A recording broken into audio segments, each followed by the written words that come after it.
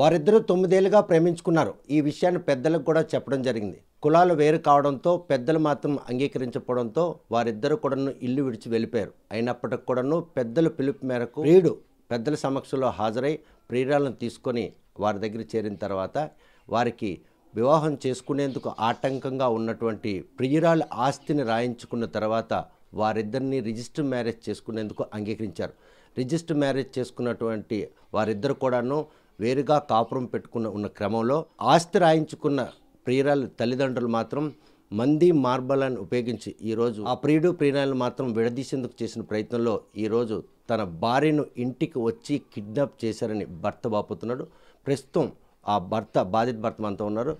ఏం జరిగింది అసలు?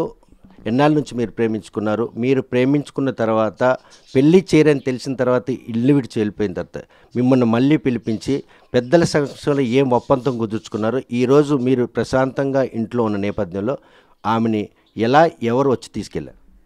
సార్, నేను ఈ నెల 5వ తేదీన అమ్మాయిని పట్టుకుని వెళ్ళిపోయాను సార్. మాది 9 సంవత్సరాలు పెట్టి మేము ప్రేమించుకుంటున్నాం సార్. ఇదంతా చదువు అయిన తర్వాత చేసుకుందాం అన్నారు. అమ్మాయి ఇప్పుడు డిగ్రీ సెకండ్ ఇయర్ చదువుతుంది సార్. నేను ఇక్కడ చిన్న స్టిక్కర్ షాప్ను కూడా నా సొంత వ్యాపారమే సార్.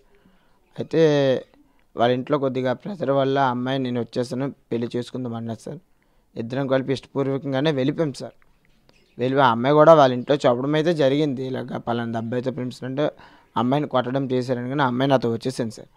మేమైతే వెళ్ళిపోయిన తర్వాత మరుసటి రోజు మార్నింగ్ మా పెద్దవాళ్ళు ఫోన్ చేసి మా పెద్దవాళ్ళు మన ఇంటికి వచ్చారు వచ్చేయండి అని చెప్పడంతో నేను వచ్చేసాను సార్. వస్తే వాళ్ళ పెద్దవాళ్ళు మా పెద్దవాళ్ళు కలిపి మా కూర్చొని మాట్లాడుకొని పిల్లకి ఏదైతే అవుతుందో మీ ఇద్దరు ఇష్టపూర్వకంగానే పెళ్లి చేస్తామని చెప్పి మమ్మల్ని నమ్మించి తెచ్చారు సార్ ఇక్కడికి.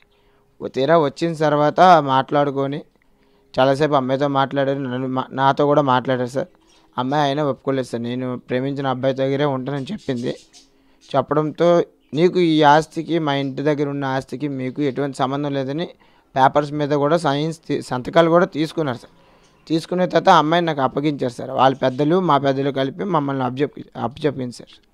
చేసిన తర్వాత ఈ నెల మేము 14వ తేదీన రిజిస్టర్ మ్యారేజ్ చేసుకున్న అక్కడ 4 రోజులకి అమ్మాయి మిస్సింగ్ అని కంప్లైంట్ హెచ్చర్లో పెట్టారు సార్. హెచ్చర్ల పోలీస్ స్టేషన్ నుంచి పోలీసులు వచ్చి మా ఇంటికి వచ్చి తనకి ఇచ్చేసి అమ్మాయి ఉంది, నాకు అడిగారు కిడ్నాప్ చేసి పట్టుకొచ్చావు అన్నారు సార్. ఆవిడని అప్పగించే క్రమంలో మీరు ఏదైనా రాతలు గనక ఏమైనా రాసుకున్నారా? ఆ రాసుకుంటే పెద్ద మనుషుల సమక్షంలో జరిగినటువంటి ఈ ప్రక్రియలో మళ్ళీ మిస్సింగ్ కేసుని ఏ విధంగా తల్లిదండ్రులు ఫిర్యాదు చేశారు? అంటే పెద్దల సమక్షంలో మీ భార్యని మీకు అప్పచెప్పిన తర్వాత మిస్సింగ్ కేసు నమోదు చేయడం వెనక ఏ కుళ్ళు కృతంతో దాగి ఉంటుంది సార్? వాళ్ళైతే పిల్ల పేర ఆస్తి ఉందనేసి దీంతో ఇలా చేశారు సార్. నాకైతే ఎటువంటి ఆస్తి వద్దని నేను ఆ రోజు కూడా చెప్పాను సార్. నాకు పెళ్ళే కాదు, నా భార్య నాకు కావాలని నేను చెప్పడం జరిగింది. నాకు ఎటువంటి అమ్మాయి పేరు మీద ఉన్న ఆస్తి కానీ ఎటువంటిది కూడా నాకు వద్దనే నేను చెప్పాను సార్. ఏమైందంటే హెచ్ఆర్లో కిడ్నాప్ కేసు పెట్టారు సార్. నన్ను తీసుకెళ్ళారు సార్. నన్ను జీపెక్కమని నేను ఎక్కాను సార్. మా మదర్ మా ఇంట్లో ఎవరు లేరు, మా అమ్మ నాన్న వచ్చిన తర్వాత నేను ఆ అమ్మాయిని పట్టుకుని వస్తాను అన్నాను. లేదు మా రూల్స్ మేము చేయాలి అని చెప్పి మా మదర్ గారిని మా వైఫ్ని పట్టుకెళ్ళారు సార్. అక్కడ కూడా వాళ్ళ పెద్దలు వచ్చారు. నేను స్టేషన్ దగ్గర కూడా వెళ్ళాను సార్. వెళ్తే నాకు స్టేషన్లోకి రానివ్వలేదు సార్. ఫస్ట్ నేను వెళ్ళి అక్కడ గొడవ చేస్తే నువ్వు గట్టిగా మాట్లాడితే నీకు గంజా కేసు పెడతానని చెప్పి నన్ను బెదిరించారు సార్ హెచ్ఎల్ పోలీస్ స్టేషన్లో. అక్కడ చాలా సేపు ఇలాగా గొడవ కూడా జరగడం జరిగింది. తర్వాత ఒక 2 గంటల సేపు ఆ అమ్మాయిని కౌన్సిలింగ్ చేశారు సార్. అయినా నేను నా భర్తతోనే ఉంటానని చెప్పేసాను సార్. మాకు ఆల్రెడీ పెళ్ళి అయిపోయింది, మీరు ఎటువంటి పెళ్లి చేయాల్సిన అవసరం లేదు, నేను ఆ అబ్బాయితోటే ఉంటానని చెప్పేసాను సార్. చెప్పిన తర్వాత నాకు ఆ అబ్బాయికి ఆప్ చెప్పేశారు సార్. అమ్మాయి ఒంటి మీద ఉన్న బంగారం ఇచ్చిమన్నారు సార్. మొత్తం ఆ రోజే తీసి ఇచ్చేసాం బంగారం కూడా. మరుసటి రోజు మార్నింగ్ నాకు ఫోన్ చేసి ఎంఆర్ఓ గారి దగ్గర పెట్టాలి రండి అన్నారు సార్. హెచ్ఆర్లో ఎంఆర్ఓ గారి దగ్గర కూడా ఇది జరగడం జరిగింది. ఆయన్ని కూడా తీసుకెళ్ళి మమ్మల్ని కౌన్సిలింగ్ చేసి నాకు ఆ అమ్మాయిని అప్పచెప్తున్నట్లు ఫోటోలు తీసుకొని ఇద్దరి దగ్గర సిగ్నేచర్స్ తీసుకున్నారు సార్. తీసుకునే తర్వాత అంతా కామప్ అయిపోయింది కదా, సెటిల్మెంట్ కూడా అయిపోయిందని నా పని నేను సాగించుకుంటున్నాను సార్. ఆ అమ్మాయి ఒక్కలే ఉన్నారు సార్. మా ఇంట్లో ఎవరు ఉండరు సార్. మా ఉదయం టైలరింగ్కి వెళ్ళిపోతారు, అని షాప్కి వెళ్ళిపోతారు, నాన్న షాప్కి వెళ్ళిపోతారు, అమ్మ మార్కెట్కి వెళ్ళింది సార్. మార్కెట్కి వెళ్ళడం జరుగుతుంటుంది. ఆ రోజు టెంపుల్ కానీ బయలుదేరింది సార్ అమ్మ. ఇంట్లో ఎవరు లేని సమయంలోని పెద్దపాడికి చెందిన సాయి అని కుర్రోడు వచ్చారు సార్. ఫస్ట్ ఇంట్లోకి వస్తే తలుపు కొట్టగానే మా వైఫ్ని స్నానం చేస్తున్నారు సార్. మా వైఫ్ జడిసిపోయిన నా దగ్గరికి వచ్చింది. ఎవరో వచ్చారు నీకోసం అడుగుతున్నారు. వస్తే వీళ్ళగా ఏం వచ్చామని అడిగితే, సార్ వాళ్ళ అమ్మా నాన్న వచ్చారా, ఈ 11 రోజులు అయిందట పిల్లకి చూసి మాట్లాడి వెళ్ళిపోతారంటే, సరే రమ్మని చెప్పాను సార్. నేను గేట్ తీసాను సార్. గేట్ తీసిన తర్వాత ఫస్ట్ వాళ్ళ అమ్మ నాన్న వచ్చారు సార్. వచ్చిన 5 నిమిషాలకి ఏటవతలకు చెందిన రిలీజ్ వాళ్ళు 2 కుర్రవాళ్ళు వచ్చారు సార్. వాళ్ళతో ఒక 25 మంది ఆడవాళ్ళు వచ్చారు సార్. వచ్చి బలవంతంగా నన్ను కాలు చేతులు పట్టుకొని అమ్మాయిని ఈడ్చుకొని కొట్టుకొని తీసుకుని వెళ్ళిపోయారు సార్. అక్కడికే 10 నిమిషాలకే నేను స్టేషన్కి వెళ్ళాను సార్. హెచ్ఎల్ మన దగ్గరలో ఉన్న 1 టౌన్ స్టేషన్కి వెళ్ళి కంప్లైంట్ చేయడం అనేది జరిగింది. కంప్లైంట్ చేసుకున్నా నేను ఎంక్వైరీ పెడదామని చెప్పి వెంటనే ఏఎస్సీ గారు వచ్చారు. ఇల్లంతా చూశారు సార్. టీవీ ఒకటి పగలగొట్టారు సార్. ఇంట్లో ఇల్లంతా ధ్వంసం చేసి వెళ్ళిపోయారు సార్. అక్కడికి అయింది సార్. ఆ మరుసటి రోజు వరకు నేను స్టేషన్ దగ్గర ఉన్నాను సార్.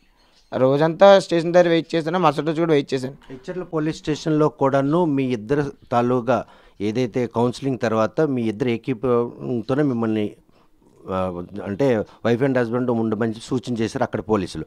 ఈరోజు దౌర్జన్యం చేయడానికి వచ్చిన వాళ్ళు ఆ పిల్లకి సంబంధించిన బంధువులా లేకపోతే బయట వాళ్ళు అనుకుంటున్నారు? పిల్లకి సంబంధించిన వాళ్ళైతే వాళ్ళ అమ్మ వాళ్ళ నాన్న వచ్చారు సార్. మిగతా వాళ్ళందరూ బయట వాళ్ళే సార్. ఏటవతలకు చెందిన రెల్లివీధి వాళ్ళు సార్. వాళ్ళు పెద్దపాడికి చెందిన సాయి అని కుర్రవాడు సార్. వాళ్ళకి ఎటువంటి రిలేషన్ కూడా కాదు సార్ వాళ్ళు. అలాంటిది సార్ ఇలాగా సార్ అమ్మాయి దొరకపోయినప్పుడు నన్ను కొట్టి తీసుకెళ్ళిన వాళ్ళైనా స్టేషన్కి తేవాలి అని అడిగాను సార్. లేదు సార్ వాళ్ళకి కూడా తెస్తానంటే నీకు ఎందుకురా వాళ్ళతో పని, ముందు అమ్మాయి వచ్చి చెప్పి దాన్ని పెట్టి ఉంటే స్టేట్మెంటు, అప్పుడే మేము వాళ్ళకి తేగలమని నన్నే మందలిస్తున్నారు తప్ప ఎటువంటి యాక్షన్ అయితే తీసుకోవట్లేదు సార్. ఎస్పీ దగ్గరికి వెళ్ళవలసినంత సమస్య అంటే 1 టౌన్ పోలీస్ స్టేషన్లో ఫిర్యాదు ఇచ్చినా కూడాను నీ భార్యను నీకు అప్పచెప్పడంలో జాప్యం కారణంగా ఎస్పీని ఆశ్రయించావు సార్. నేను కంప్లైంట్ పెట్టి 4 days అయింది సార్. ఎటువంటి యాక్షన్ కూడా తీసుకోలేదు. నన్ను కొట్టిన వాళ్ళు నా ముందే కాలు ఎగరేసుకొని తిరుగుతున్నారు సార్. నువ్వేం చేయలేవరని ఎగతాళిగా చేస్తున్నారు సార్. నువ్వేం చేయలేవరని లెక్కల్లో మాట్లాడుతున్నారు సార్.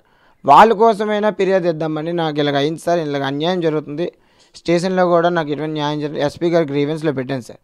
వెంటనే ఎస్పీ గారు ఇది చేసుకొని వెంటనే 1 టౌన్ ఎస్ఐ గారికి ఫోన్ చేశారు సార్. చేస్తే ఇదిగో అవుతుంది మేడం, ఆ పనే అవుతుంది, ఆ పని ఎఫ్ఐఆర్ కూడా కట్టాం, కిడ్నాప్ కేసు కట్టాం మేడం అని చెప్పారు. అక్కడికి 1 hour తర్వాత నాకు ఎస్ఐ గారు ఫోన్ చేసి స్టేషన్ రమ్మన్నారు. వెళ్ళిన తర్వాత స్టేట్మెంట్ రాయించుకోవాలి, ఆ పిల్ల ఎక్కడైనా ఉంటుందేమో ఒకసారి నువ్వు కూడా ఎంక్వైరీ చేయి బాబు అని నాకు చెప్పారు. మా ఇంటికి వచ్చి మళ్ళీ స్టేట్మెంట్ కూడా రాసుకున్నారు సార్. చేసుకునే తర్వాత నాకు నిన్న కాక మొన్న సార్ అమ్మాయి పలానా దగ్గర ఉంది అని నాకు ఇన్ఫర్మేషన్ వచ్చింది సార్ మా ఫ్రెండ్స్ ద్వారా. సార్ ఇక్కడ ఉన్నది సార్ అనేసి 1 టౌన్కి వెళ్ళాను సార్. సరే బాబు నీతో 2 పంపిస్తాను కానిస్టేబుల్, నువ్వు వెళ్ళి అక్కడ ఉన్నదో లేదు చూపించు, ఉంటే నీతో పట్టుకుని వచ్చేయండి బాబు అని చెప్పారు సార్. వాళ్ళు గేటు దాకా వచ్చారు సార్. గేటు దగ్గర వెళ్ళి కూడా కానిస్టేబుల్ 2 సైడ్ అయిపోయారు సార్. తీరా అక్కడికి వెళ్ళి నేను అమ్మాయి ఎక్కడ ఉందో అక్కడికి వెళ్ళాను సార్. అక్కడికి వెళ్ళిన తర్వాత సార్ ఆ అమ్మాయి ఇంట్లో ఉంది, నాకు ఇలా ప్రొటెక్షన్ కావాలని 1 టౌన్ ఎస్ఐ గారికి ఫోన్ చేయడం జరిగింది. కానీ అక్కడికి ఎటువంటి న్యాయం కూడా లేదు. కనీసం ఫోన్ కూడా లిఫ్ట్ చేయలేదు సార్ నాది. చేసిన తర్వాత నేను 100 డైల్ చేశాను సార్. 3 సార్లు చేశాను సార్. 100 డైలీ హెచ్ఎల్ పోలీస్ స్టేషన్లో ఇద్దరికి వస్తారు బాబు వెళ్ళండి అన్నారు. వాళ్ళు రాకపోయేసరికి మళ్ళీ 1 టౌన్ ఎస్ఐ గారికి ఫోన్ చేస్తే నువ్వు వెహికల్ వేసుకున్న వాళ్ళ దగ్గరికి వెళ్ళి వాళ్ళు నీతో వస్తారన్నారు సార్. నేను 1 టౌన్ మన హెచ్ఎల్ పోలీస్ స్టేషన్ దగ్గరికి వెళ్ళి సార్ ఇలాగ అయింది సార్, మీకు కాల్ చేసాం సార్ అంటే మీది 1 టౌన్ లిమిట్స్ వస్తుంది సార్, మీకు అక్కడెళ్ళే రావాలి తప్ప మా దగ్గర మేము రామని వాళ్ళు చేతులు ఎత్తేసారు సార్. ఇంతగా నీ భార్య కోసం నువ్వు తప్పిస్తున్నా కూడా పోలీసు వ్యవస్థ కూడా నీకు సహకరించే పరిస్థితి లేదు. నీకు అప్పగించినటువంటి నీ భార్యని ఈరోజు కిడ్నాప్ చేసిన వాళ్ళు కాళ్ళు రెగరేసుకొని తిరుగుతున్నారు. భార్య కోసం నువ్వు పడుతున్న ఈ ఆరాటంలో మళ్ళీ ఆమె చెంతకు చేరుతావు అన్నట్టు ఆశలు ఉన్నాయా? నాకైతే ఆ అమ్మాయి అయితే నన్ను అయితే వదలలేదు సార్. అమ్మాయి కూడా చెప్పడం అయితే ఆ రోజు జరిగింది కూడా ఏమంటే అబ్బాయి లేకపోతే నేను చచ్చిపోతాను నేను ఇక్కడే చెప్పడం జరిగింది సార్. వాళ్ళ పెద్ద మనుషుల దగ్గర కూడా అదే చెప్పింది, అబ్బాయి లేకపోతే నేను చచ్చిపోతాననే చెప్పింది. అమ్మాయి అయితే అలా చెప్తున్నా, నేను అదే చెప్తున్నాను, అమ్మాయి లేకపోతే మాత్రం నేను చచ్చిపోతాను సార్. నా చావుకు కారణం మాత్రం పోలీసు వాళ్ళే అవుతారు సార్. అది సార్. మరి బంధువులు చేసినటువంటి ఆకృతిలో పోలీసులు ఎందుకు ఎవరైతే మీ ఇంటిపై దాడి చేసిన విషయంలో అంతలా నిర్లక్ష్యం చేస్తున్నారు? వాళ్ళ వైపు ఏమైనా సామాజిక వర్గం అండా లేకపోతే ఆర్థిక పరిపుష్టి ఉందా? మీకు అటువంటి బలగం లేదనుకుంటున్నారా? సార్ మెయిన్ అదే సార్. నాకైతే బ్యాక్గ్రౌండ్ లేదనే వాళ్ళు చేస్తున్నారు, వాళ్ళకైతే పొలిటీషియన్స్ ఏదో బ్యాక్గ్రౌండ్ ఉందని చెప్తున్నారు సార్. ఇదంతా పొలిటికల్ దీని మీదే వెళ్తుంది సార్. అది సార్. చూస్తే కనుక వీరి ప్రేమ మధ్య మాత్రం ఈరోజు రాజకీయం రంగు పులుముకుంది అనడంలో ఎటువంటి అతిశక్తి లేదు. 9 ఏళ్ళుగా ప్రేమించుకున్న వారికి పెద్దలు నిరాకరించినప్పటికి కూడాను పెద్దల సమక్షంలో పెళ్లి చేసుకోవాలని అనుమతి ఇవ్వడంతో రిజిస్టర్ మ్యారేజ్ చేసుకున్నటువంటి వారిద్దరు మాత్రం ఈరోజు ప్రశాంతంగా కాపురం చేస్తున్న ఈ తరుణంలో ప్రియురాలు బంధువులతో పాటు కొంతమంది రౌడీ మోకులు ఇంటిపై పడి మరీ నిర్దాక్షిణ్యంగా ఆమెను కిడ్నాప్ చేశారనే విషయాన్ని పోలీసులు ఫిర్యాదు చేసినా కూడా ఇప్పటి వరకు పోలీసులు ఆమెను వెతికేందుకు ఎటువంటి ప్రక్రియ మొదలు పెట్టకపోగా తను ఎక్కడున్నారనే సమాచారం చెప్పినా కూడా ఆమెను తేవడంలో పోలీసులు వైఫల్యం చెందారు. బంధువుల సమక్షంలో ప్రియుడు లేకపోతే నేను మాత్రం ఈ భూమి మీద ఉండనని చెప్పి తల్లిదండ్రులకి బంధువులకి హెచ్చరించినటువంటి ఆమె విషయంలో మాత్రం ఆమె లేకపోతే తాను కూడా తను చాలిస్తుందని, తన చావుకి ఎవరైనా కారణం అంటే అది పోలీసులే అవుతారు, తనకు ఎటువంటి బ్యాక్గ్రౌండ్ లేదన్న ఉద్దేశంతో ఈరోజు ఎవరైతే ప్రియురాల తాలూకా బంధువులంతా కూడా రాజకీయంగా వారికి ఉన్నటువంటి పలుకుబడితో పాటు ఆర్థిక పరిపుష్టి ఆమె పేరున్న ఆస్తులను రాయించుకొని తన ప్రియురాలను తనకిచ్చి వివాహం చేసుకున్న తర్వాత తన భార్యను దూరం చేసినటువంటి ప్రతి ఒక్కరిపై కూడా చర్యలు చేపట్టి జిల్లా ఎస్పీకి ఫిర్యాదు చేసినప్పుడు కూడా ఎస్పీ ఆదేశాలు ఇచ్చినప్పుడు కూడా 1 టౌన్ పోలీసుల నిర్లక్ష్యంతో పాటు హెచ్చర్ల పోలీసులు కూడా ఈరోజు తన పట్ల వివక్ష చూపిస్తున్నారు. కేవలం రాజకీయ ఒత్తిళ్ల కారణంగానే మా ఇద్దరిని విడదీస్తున్నటువంటి ఈ వ్యవస్థ విషయంలో మాత్రం తను చివరి వరకు పోరాడుతున్న తన భార్య కోసం తను చావడానికైనా సిద్ధం అని చెప్పేసి స్పష్టం చేశారు. మరి ఈ విషయంలో పోలీసులు తన ఆవేదన పరిగణలోకి తీసుకుని పెళ్లి చేసుకున్న తన భార్యని ఆయనకు అప్పచెప్తారా లేదా అనే విషయం వేచి చూడాల్సిందే. వీడియో జర్నలిస్ట్ రామకృష్ణతో సత్యం, RTV శ్రీకాకుళం. మరిన్ని వీడియోస్ కోసం ఛానల్ ని సబ్స్క్రైబ్ చేయండి, లేటెస్ట్ అప్డేట్స్ కోసం వాట్సాప్ ఛానల్ ని ఫాలో చేయండి అండ్ లింక్ డిస్క్రిప్షన్ లో ఉంది.